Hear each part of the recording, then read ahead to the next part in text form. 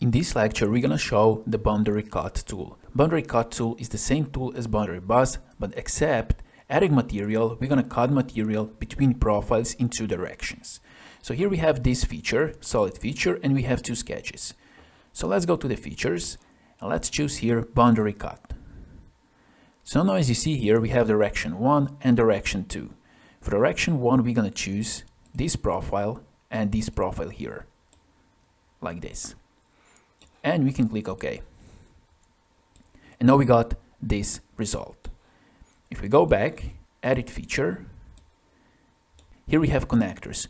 We can drag these connectors to some other position, like this. And now we're gonna have a twisted cut. Now let's click OK. And now we got this result. Now let's go here and let's delete boundary cut. And now let's go to the top plane. Let's create a new guide curve. Let's go with a spline. Let's start here and let's go to here, like this.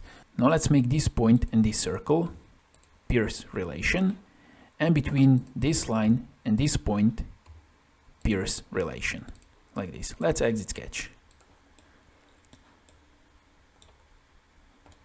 Now let's go to features and let's choose boundary cut. For direction 1, we're gonna choose this rectangle and this circle. For direction 2, we're gonna choose this guide curve here, like this. And now we got this result.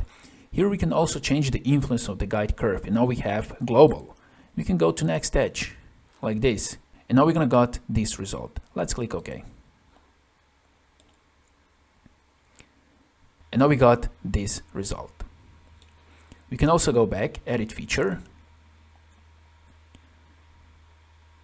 And here we can also go with normal to profile and direction vector. So we can go normal to profile here like this.